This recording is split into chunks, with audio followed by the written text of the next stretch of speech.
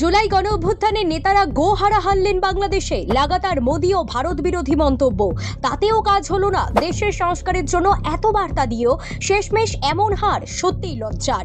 বাংলাদেশের সাধারণ মানুষ বুঝে গেছে জুলাই গণ অভ্যুত্থানে যারা নেতৃত্ব দিয়েছিল তারা শুধুই নিজেদের স্বার্থ দেখেছে। বাংলাদেশ ভোটে গোহারা হারলেন সেই ছাত্র নেতা সার্জিস আলম। লাগাতার ভারত বিরোধিতা অস্ত্র কাজে এলো না।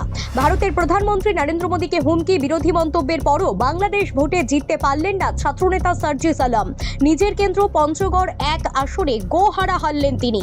এই আসনে জয়ী হয়েছেন বিএনপি প্রার্থী ব্যারিস্টার নওশাদ জমির। শুক্রবার সকালে ফলাফল ঘোষণা করেছেন রিটার্নিং কর্মকর্তা তথা জেলা প্রশাসক কাজী মোহাম্মদ সাইমুজ্জামান।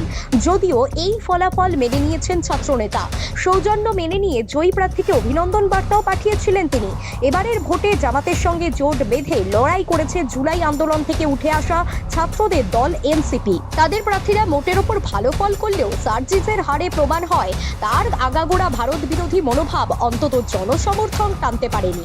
2024 সালে বাংলাদেশের সংরক্ষণ বিরোধী ছাত্র আন্দোলনের অন্যতম প্রধান মুখ হিসেবে যে কজন ছাত্রনেতা উঠে এসেছিলেন তাদের মধ্যে অন্যতম প্রধান ছিলেন মাত্র 26 বছর বয়সী সার্জিস আলম। পরে নাহিদ ইসলাম ও অন্যান্য ছাত্রনেতারা মিলে আলাদা দল জাতীয় নাগরিক পার্টি বা এনসিপি গঠনের পর সার্জিসকে উত্তরাঞ্চলের কেন্দ্রীয় সংগঠক পদে বসানো হয়। সংগঠনে যথেষ্ট দক্ষ এই ছাত্রনেতার মোটের উপর একটা গ্রহণযোগ্যতা থাকলেও আগাগোড়া তার ভারত বিরোধিতা মোটেও জনমানসে ভালো প্রভাব ফেলেনি। কখনো মোদীকে হুঁশিয়ারি, কখনো হাদি হত্যাকে ভারত বিরোধিতার কারণ বলে বক্তব্য রাখা, এসব চালিয়ে গিয়েছিলেন সার্জিস আলম।